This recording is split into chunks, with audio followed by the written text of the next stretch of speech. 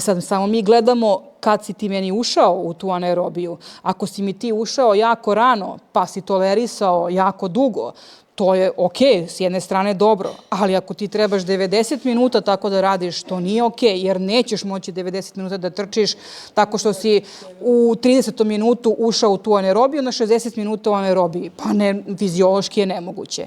I zato mi hoćemo da praktično obrnemo. Znači ti kad uđeš u anaerobiju, ali nek to bude posljednjih 15 minuta utakmice 20, znači ali si naučio, imaš dobro anaerobiju, izdržat ćeš. Ali da si 2/3 utakmice ti i dalje dominantno koristio kiseonik kao izvor za stvaranje, znači energije, znači napravio si dobro izokapninsko puferovanje, znači to si dobro razvio, dobro trošiš taj kiseonik, znači čuvaš ga i tako dalje, ne prosipaš ga, znači dole, imaš dobru ukupnu potrošnju kiseonika i tako dalje, a još i kad uđeš u anaerobiju, mi znamo da ćeš ti da dođeš do 1,26 RER kao odraz metaboličkog zamora i da ti je to skroz, da kažemo, okej i to će da ti izgura utakmicu 90 minuta, 40 minuta.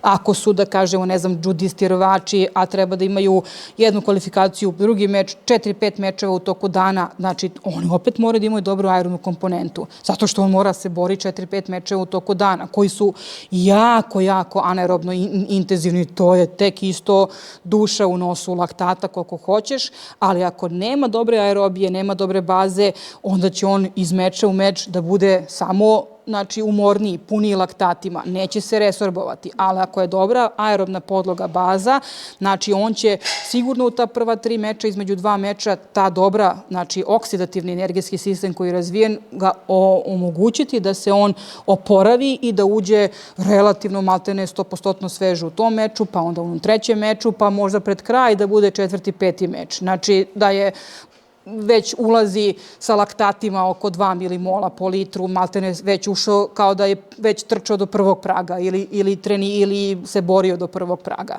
Ali okej, bar sam ova prva 3 se prošetao, znači ovako. A onda su ta posljednja trećina tog takmičenja anaerobija koju mogu da tolerišem, jel u redu, ali ta posljednja 1-2 meča to mogu, ali sa svih 5 mečeva u tom stanju nema šanse. Znači i to je ono što onda gubiš na snazi, znači na startnosti, koncentraciji, eksplozivnosti i te u jednom potezu dok se ti opasulješ gotovo, rešite.